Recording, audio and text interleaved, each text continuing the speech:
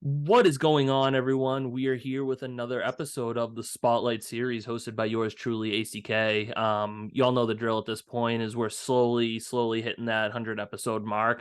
We actually just hit over 90 episodes, so we're getting there. We're slowly getting there. We got about 9 or 10 left now, and it's crazy. I was just talking to someone the other day about this, that it just 2 3 years ago now is when I started this whole thing back in 2020 during the pandemic and stuff like that. And I honestly never thought it would pan out to what it's panned out to be today. And I'm truly blessed to just have this interview series, make these connections, make new friends, and just hear a lot of new stories, new songs, and just all that. And today I welcome Matt Mulhare to the show. Matt, how are you today, man? Hey, I'm doing good. Thanks for having me.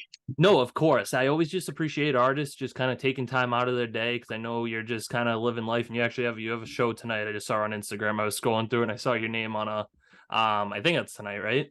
Yeah, tonight's just a little writers round Yeah. here in town. So Yep. yeah, no, so that's always cool, and I saw that, but I just appreciate you taking time out of your day to sit here and kind of talk about your story through music today. Yeah, of course. So really kind of just diving right into the first question. It's always the basic of basics, and it really just kind of sets up the whole interview is where did everything start for you? Because I know for some people, it starts the day they were born. They start humming nursery rhymes and then it just kind of progresses from there. But I always like to compare the other side is to someone like myself who really only started the whole songwriting and producing aspect of things back in 2018. So that was only about like 5 years ago. But kind of for you, where did everything come about? Things kind of happened early. My parents and grandparents on my mom's side always listened to country, and so that's kind of where that started for me. My grandparents were listening to artists like Merle Haggard and Johnny Paycheck and Waylon Jennings. Like that's a lot of kind of where their influence came. My parents were listening to Kenny Chesney. My dad was a big Alabama fan, so when I was really little, I think they had gotten like a some Best Buy karaoke machine, the couple country packs, and I was just like I kind of just started singing like Kenny Chesney songs, whatever was on the. I think No Shoes, No Shirt, No Problem. Well, was like always the biggest one. Mm, And I think that's kind of where things started. I'd do like little living room concerts, like thinking I could play guitar and sing and stuff like that. And I started taking guitar lessons when I was 5 or 6. I don't really even know how long I did that for. It wasn't long because I don't remember it. But then I picked it back up uh, in middle school. I kept playing guitar. I took lessons for like 2 weeks, picking it back up in sixth grade, yeah. and I had to stop because it wasn't challenging enough. So I had to stop that. Um, and I didn't really think of music as something I could do professionally Mm, uh, until like the tail end of my junior high school, senior high school, and I was an English teacher I had, Mr. Lewis. Shout out, Mr. Lewis. Uh, Made me start singing in front of my friends yeah.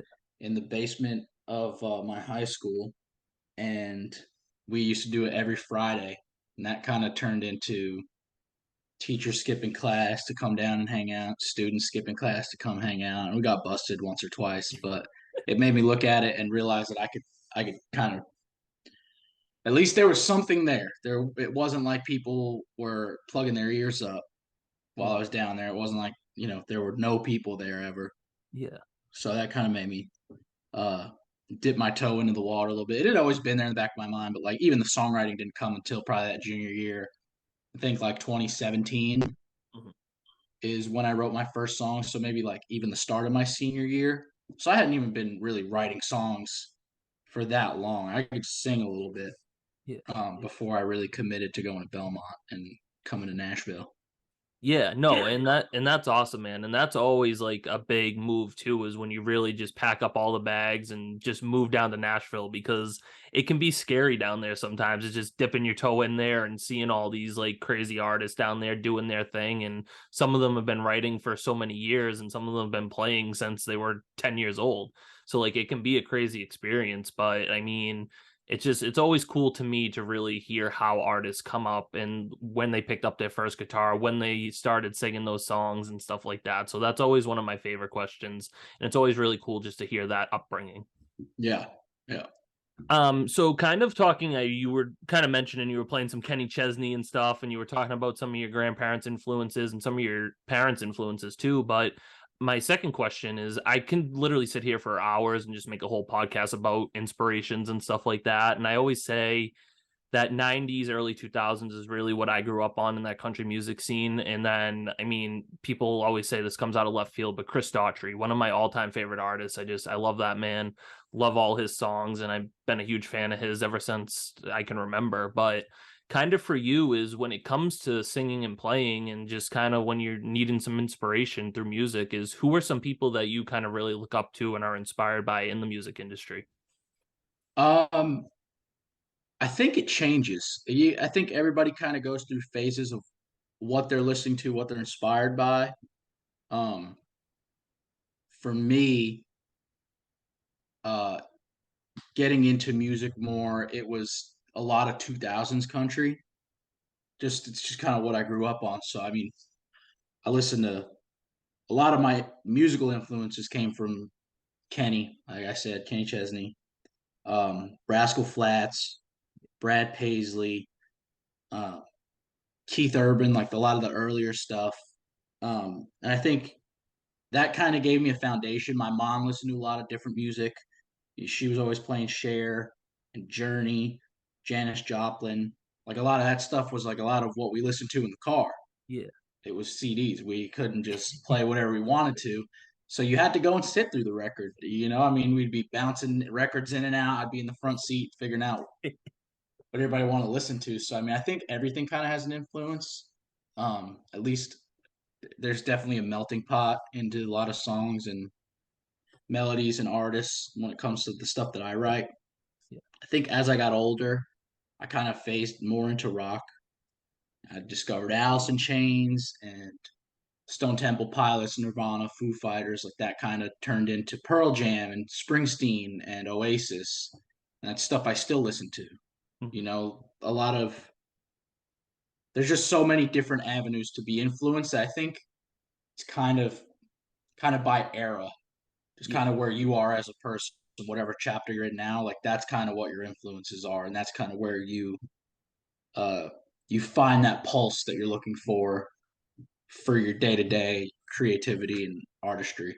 Exactly. And it's really cool too that you mentioned a lot of these different artists and kind of just because I always tell people is like people will come on here and they'll just list like the same 4 or 5 popular artists out there. And I'm like, it's great. And like those artists are like, they're fantastic. Don't get me wrong. But like at the end of the day, to have those mix of influences from kind of all those little different genres and stuff like that, like I always tell people there's 4 lanes on a highway for a reason because you can kind of drift in between each one and go where you need to be at that moment, and you can always trail backwards and stuff like that and figure things out. So it's always just really cool, and I like I said, I could sit here for hours and just go through every artist that you mentioned and just talk about their journeys and stuff like that. But we got you on here today, so we're talking about your story and stuff. But I just inspirations are just a huge thing. Yeah, and I think it helps a lot if you're listening with the intent to learn. Exactly. You can you can develop the way that you see a lyric or you see a melody Mhm. just by listening, Yeah. like really critically listening. Guys like Jason Isbell, Oasis, even you go further back, the Eagles, the Beatles, like you can really sit there and learn a lot about what makes a song. And if you could figure that out, like I think, like I said, you could be influenced by anything if you just Exactly. really do, and if you really do listen with the intent to learn. Exactly. And that's honestly what I love doing is because that's how I do my homework on all these artists like you and like everyone else that I've had on the show and stuff is you really just sit there and dive into the lyrics and the whole songwriting process and how they go about writing their songs. And just if they can sit there and tell a story from start to finish, then at the end of the day, that's really what I'm drawn into, is if you can sit there and relate to me and tell me a good story through your lyrics, then that's what I love about an artist. And it's kind of leading into this third question. It's always one of my favorites, is talking about the creative process itself. Because as a songwriter, I know as a songwriter, there is never really a rhyme or reason sometimes to how things play out. Some people start with a melody and then work on the lyrics from there. But then someone like myself, I'm a huge lyric person. So like I'm always starting with those words and lines and stuff like that, and then worrying about the melody afterwards. But for you, I mean, I know you have a lot of cool songs out there, and stuff like that. And obviously, I had Noah Hudson on the show too, who's a good Yep. friend of yours too. So you've written plenty of songs with him and stuff like that. But kind of for you, what is your creative process like when it comes to making music? I think every day is pretty much different. Mm. Um, when it comes to the process, every idea, every time I sit down to write a song, the hook has to just land. Somebody has to have the idea where they have the hook ready to go, and you say, that hit me the way it was supposed to. Um, I think honestly, from there, once you kind of know what the hook is saying, and once you figure out who does this sound like, what does this sound like, then you can start to hammer out on kind of progressions and melodies and feeling out a vibe. I think once that happens, melody is the most important thing. Mhm. Um, Obviously, the lyric is also very important. If you can't just sing like "Twinkle Twinkle Little Star" over whiskey glasses and people are into it, But the programming of a melody into a person's ear is so important to write hit songs and write commercially successful works of art. Um, so I think, at least in my process, I'm really trying to find that melody Yeah.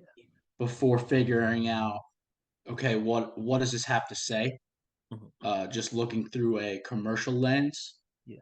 So I think that the process really does have to, it has to start with melody, at least in my head. You know what I mean? Everybody's different, but in Exactly. my head, it has to start with melody, and then you figure the rest out later. You land that hook the way it's supposed to, you find the melody, and then you start figuring out what it is you're saying, because you go 1,000 different avenues with a Yeah. lyric and still land on the same hook. So with that, the the melody side of it has to make up for a lyric that maybe isn't as fresh or has been said before. Obviously, a fresh lyric and something that's never been done before with a melody. The melody needs to be there. The Yeah. melody needs to be there. You could say the coolest thing anybody's ever said, ever.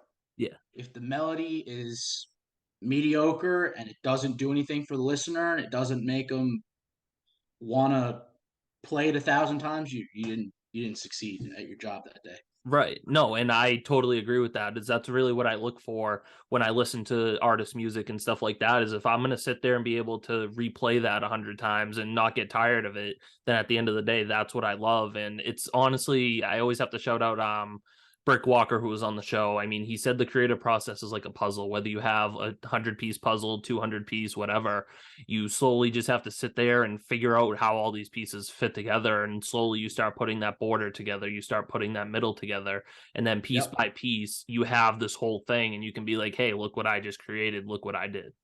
Yeah. So getting to the fourth question here is always the hardest question that I do ask on the show, and artists usually sometimes love it, they sometimes hate it, but that's why I always say thank God I'm the one asking the questions and not answering them. So there's hundreds and hundreds and thousands of artists out there trying to make a name for themselves, and obviously down in Nashville you kind of got firsthand is there's all kinds of artists just playing shows, posting on social medias and stuff like that. And it's hard sometimes to really just say, hey, this is me, this is who I am, come check my stuff out. Because when you're hitting that post button, there's a thousand other artists literally hitting that post button at the same time as you. So at the end of the day, is what makes you you compared to all these other artists, and what can we take away from your music that we're not going to find in other artists' music? Well, the difficult part about answering that question is that I'm not an artist right now. So I'm really I'm really just putting my nose down and just trying to write as many songs as I can, figuring out where that artist side of me is, if there is one, what that is. But I'll answer the question from a songwriting point of view. Yeah. Um, I think there's a lot of writers in town who are maybe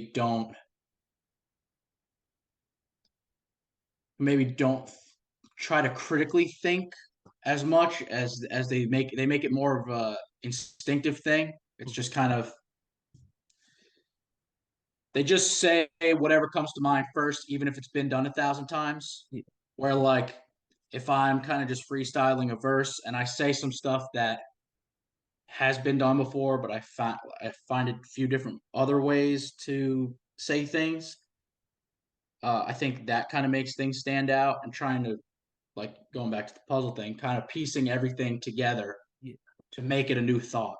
Mhm. Um, I think melodically um, and cadence wise, there's a lot of triplets and stuff that I write, Yeah. um, and a lot of internal rhymes. But I think the main thing that kind of separates me from a lot of writers, and obviously there's so many writers in town that do the same things I do, but everybody does it their own different way. Like really the turn of phrase needs to be there. Like it really needs to I want to make that phrase do backflips where somebody can take it as this way first, but turn that phrase into a whole new meaning by the end of the chorus and when I land that hook. And I think that's kind of what's made me um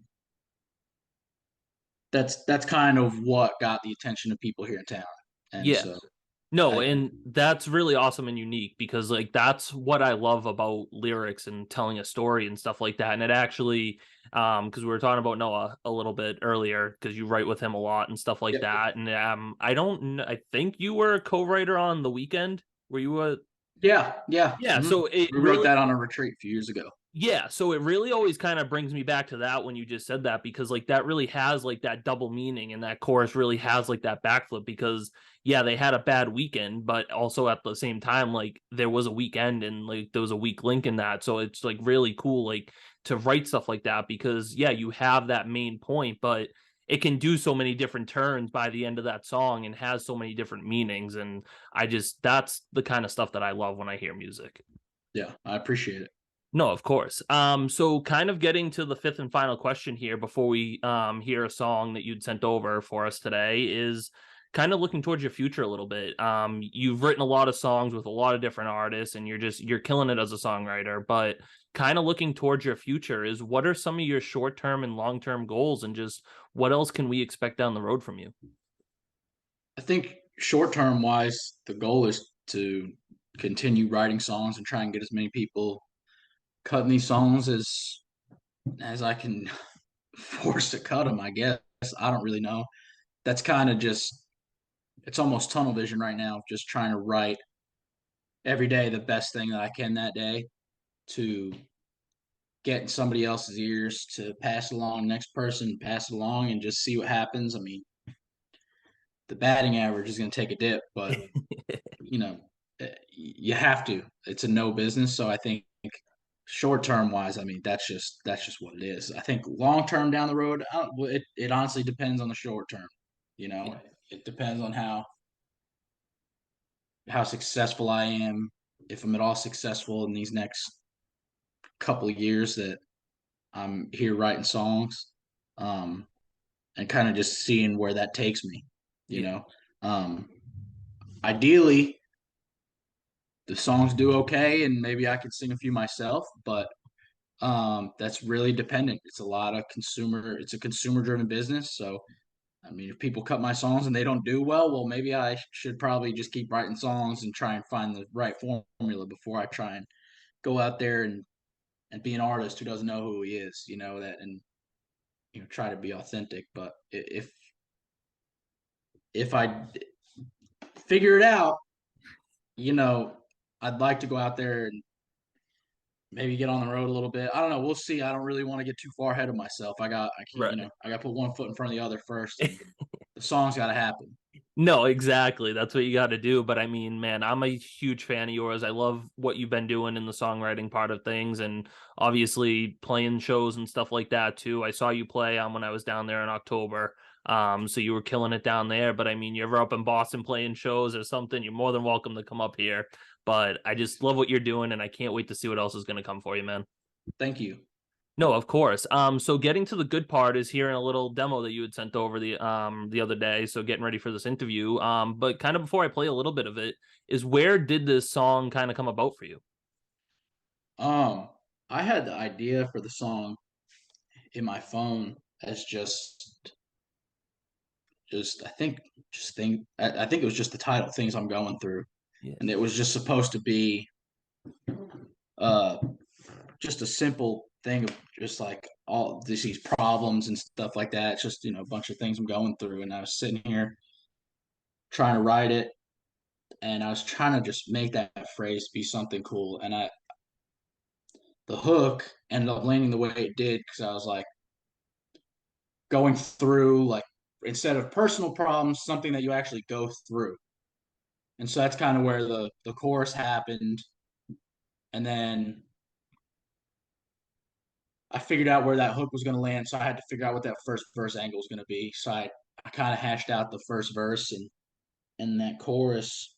The chorus was a little different before we finished it, but I'd written that first verse and chorus. I brought to my buddy Jordan Dozzi, and we were writing at a little 9 a.m. session one day. I was like, dude, I got this idea called Things I'm Going Through. I was like, just hear me out. It might not make sense, but if it does, then let's do it. Like, you know, and we had finished that song. And I mean, it's seen a lot of ears. Mhm. We'll see what happens with it. But yeah, I mean, it was just one of those ideas and songs I'm really proud of. And I think really tells a story in a new way. And just, I don't know, it's just one of my favorite songs I've been a part of. Yeah, no, and I mean, you sent that over the other day, and literally, I took a listen to it real quick, kind of as I was leaving work. I was driving home and stuff like that, and then I got home and I had to listen to it at least like five more times because like I was really just diving into that and really listening to those lyrics because they're super powerful and they have that kind of double meaning like we were talking about earlier. And honestly, like we said too earlier, is I had to listen to it over and over again because it was that good. Like I love that song and like I just it's such a very well written song. You killed it on that and I can't wait to take a listen to it. Thank you.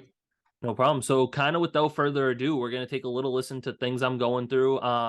Y'all, I know you all hate me all the time, but we're only listening to the first verse and the chorus. That's how we do things on here. So we're going to take a little sneak peek of this and here it is, things I'm going through.